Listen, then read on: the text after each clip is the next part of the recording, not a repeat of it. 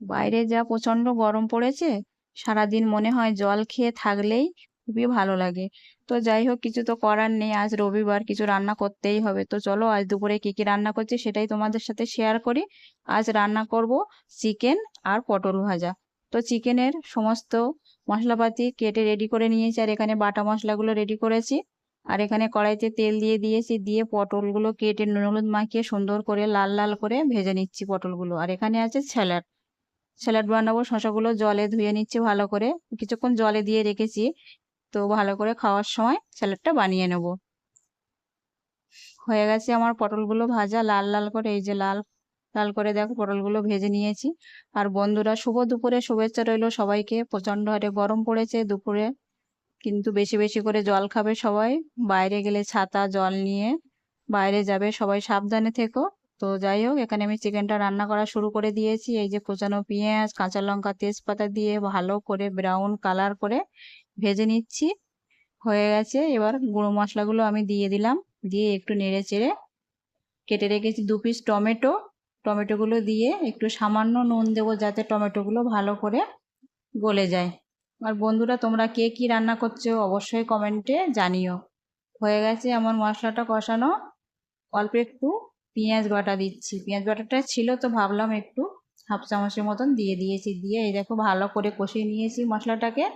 দিয়ে এবার ম্যারিনেট করা চিকেনটা আমি দিয়ে বেশ কিছুক্ষণ ধরে কষিয়ে নেব। চিকেনটা হতে বেশি টাইম লাগে না। আর রোজ রোজ কি ভিডিও ছাড়বো বন্ধুরা বুঝতে পারি না। ফেসবুকে তো একদম ভিউজই হয় না, ড্যাশবোর্ড পুরো লাল হয়ে গেছে। তো কি ভিডিও ছাড়বো রোজ রোজ ভেবে পাই না, উল্টো পাল্টা ছাড়ি শুধু। তো যাই হোক, এই দেখো অল্প সামান্য জল দিয়েছি, দিয়ে কিছুক্ষণ ঢাকা দিয়ে দেবো যাতে চিকেনটা ভালো করে সেদ্ধ হয়ে যায়। এই যে দেখো কিছুক্ষণ ঢেকে রেখেছিলাম, চিকেনটা ভালো করে সেদ্ধ হয়ে গেছে। আর এবার আমি সাইডে জল দিয়ে রেখেছি, গরম জল, গরম জলটাই দেবো। আজ একদম হালকা মশলা দিয়ে রেসিপিটা বানাচ্ছি, কারণ যা গরম পড়েছে বাইরে, বেশি মশলা খেতেও ভালো লাগে না। সারাক্ষণ জল টান হচ্ছে, শুধু বেশি বেশি করে জল খেতে হবে। এই যে হয়ে গেছে আমার চিকেন রান্না। তো ওপর দিয়ে এই যে আলুটাও সেদ্ধ হয়ে গেছে, ওর ওপর দিয়ে একটু গরম মশলা ছড়িয়ে দেবো এবার। গরমে রান্নার ধারে আসতেও ভালো লাগে না বন্ধুরা, যে রান্না করব খাবো, গরমে ভালো লাগে না, ঠান্ডার সময় হলে খুবই ভালো লাগে। তো গরম মশলা দিয়ে দিয়েছি, দিয়ে ওপর দিয়ে কিছুটা এই যে দেখো ধনেপাতা দিয়ে দিচ্ছি। হয়ে গেছে আমার চিকেন রান্না আর পটল ভাজা। আজ দুপুরের মেনুতে এগুলোই ছিল। দেখো ফাইনাল লুকটা দেখাচ্ছি তোমাদের। এই যে হয়ে গেছে।